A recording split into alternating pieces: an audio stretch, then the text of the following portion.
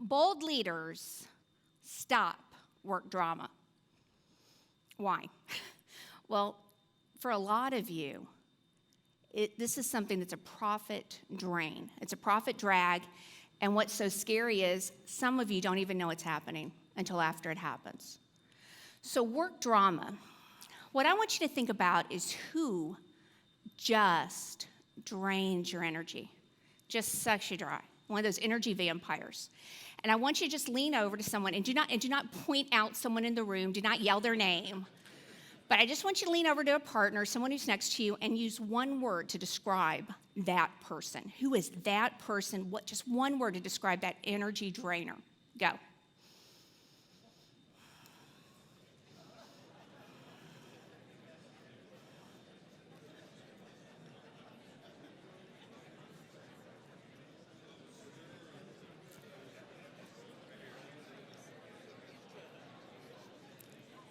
Now, if you're like most people, you'd be surprised at the different words that came up.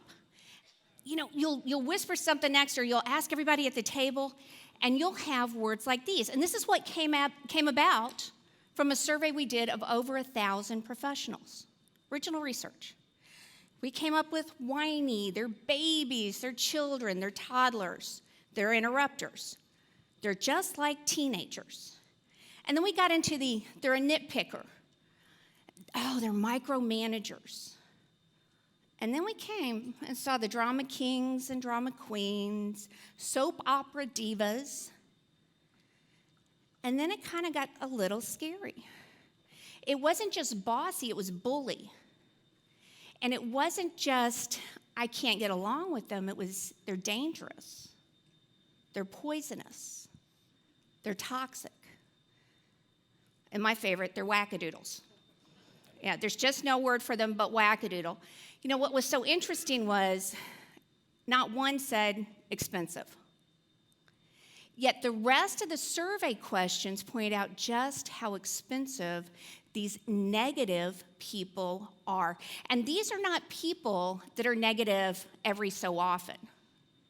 These are not people that, are like the rest of us, get under stress and show bad behavior. We don't use our superhero goodness. We use it for bad. Well, yeah, we can all use a talent and get aggravated. These are people who live in negativity. We heard a lot of facts and figures. Oh my gosh, every time I hear the Bolios, I'm like, wow. I only have 3 for you. 78%, 11%, and 73%. 78%, 11%, and 73%. What does that mean? Well, 78% of the people surveyed, over 1,000 folks, said, I'm spending, and listen to this, at least 3 to 6 hours a week dealing with complainers, dealing with energy drainers.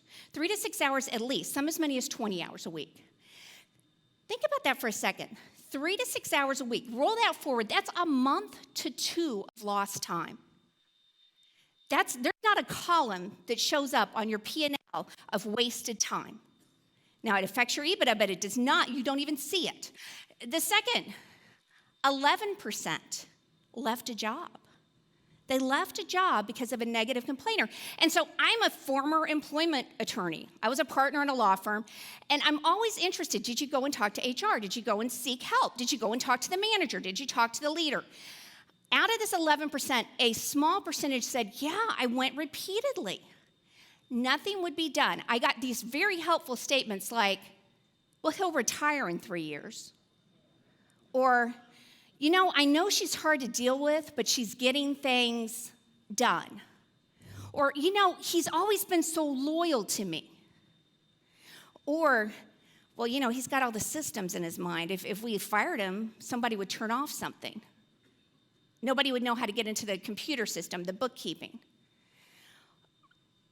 And do you think those 11% are your bottom feeders? Do you think they're your lower producers? No, these are your high potentials. These are your high performers, because the 11% has somewhere to go. They can jump off the sinking ship and swim to the next one, right? 73% said not only do I not want to work with them, I would refuse a promotion and a $10,000 raise if it meant I had to work with one of these constantly negative people. A lot of you, whether you were in my group, whether I've been in your group, or whether we've consulted later, have told me I have no one to delegate to. I can't grow them. I spot them and then they leave. That's your group that's saying, I'm up for the promotion. I wouldn't even take it if I have these negative people. You might have heard Peter Drucker's quote, culture eats strategy for breakfast. Agreed? A lot of Vistage is about culture. Here's Linda Swindling's quote. Work drama gives culture an eating disorder. And I'll tell you what, like an eating disorder, it's often hidden. It's often something that you don't even see until 2 or 3 or 4 of these really key people leave your organization. And then all of a sudden you say, what's going on? Like an eating disorder, it's dangerous, but it's so hidden. So it used to be an employment law. I'd say, oh, watch out. These are the behaviors you've got to do as a leader, or you'll get sued. Or they'll go take you to the EEOC, or Texas has a workforce commission. They'll take you, watch out, they'll sue you. That's not the threat anymore. How many of you know what Glassdoor is, or Indeed? Yeah, it should be every hand in this room. These are services that are like Amazon. You know how you can go on Amazon and say, do you like this book? 5 stars, no, slow beginning. Glassdoor, Indeed, Job Vault, all of these are search engines for people finding out about jobs, but also what's the culture. You know, a big thing right now on the networks is the corporate social responsibility, and it has everything to do with culture. If you haven't Googled your name and put something bad after it, like my ABC sucks, ABC stinks, don't work for ABC, do that and see what comes up. You'll be shocked. People will say, good company, but I don't think I'll ever get promoted. Or, yeah, if you don't look just like me or just like they do, if you look like me, I'm never going to go anywhere. The other thing about work drama is in order to stop it, boy, you got to be able to spot it. And with all those different types, you've got to know the 5 different types to look for. And maybe if you're not seeing it, and a lot of times you won't, right? They're not going to come to the CEO and say, hey, I'm having trouble here. They never come to us. They never come to the leaders. What they do is they just leave. So how do you spot it? Well, here's the 5 types. Start listening for behaviors like this. First one, the whiners. Part of the fun for the survey was reading what the quotes were about people. He reminded me of a 2-year-old, a whiny 2-year-old. He's 52. The whiners are your pouters. How are you doing? Is everything okay? Yes, it's fine. Well, it doesn't look fine. Yeah, it's fine. Whiners never have a solution for the problem. The complicators. He's just a brick wall with a mouth. Don't you love that? So think about that. The brick walls, they're your nitpickers. They're the historians. Remember the historians? Well, you know, 15 years ago we tried that, and it failed miserably. Yeah, 15 years ago we didn't have computers. Let's do it again. Let me give you the background of this. They never move forward. They're so afraid of change. You've got the prima donnas. I am here. I love this. My coworker chatted incessantly and wasted my time. I finally took out all the chairs out of my office so she couldn't sit down. And then what do? They become leaners. They still bother them. The controllers, these are your bullies. These are the people who will get you sued. She vented at everyone. She was a power-tripping witch.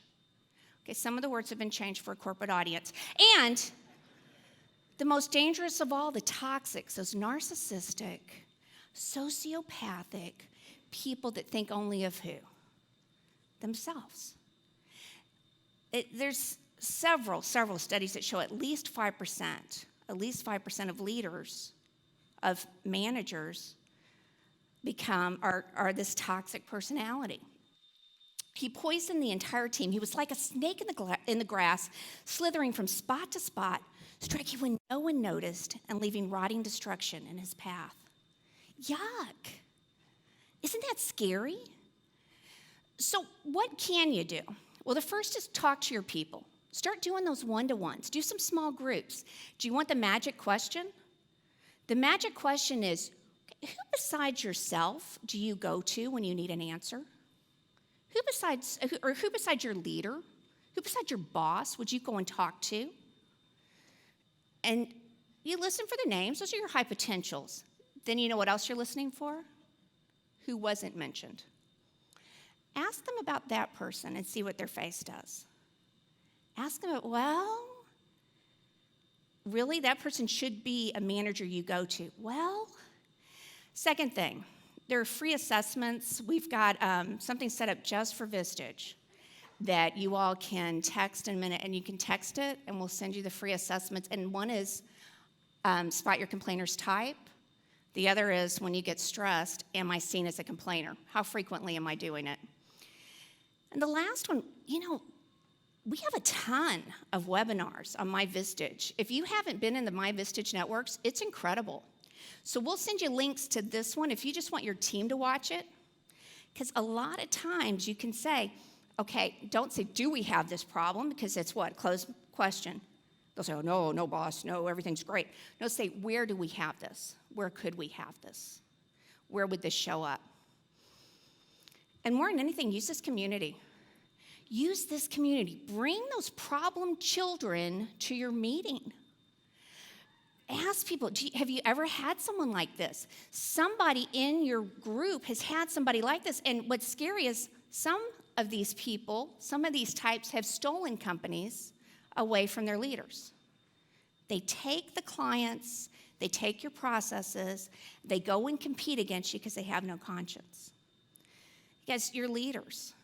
You're driving this entire community, Dallas-Fort Worth community. And our future is bright, and we owe it to our people to stop this work drama. Thanks so much.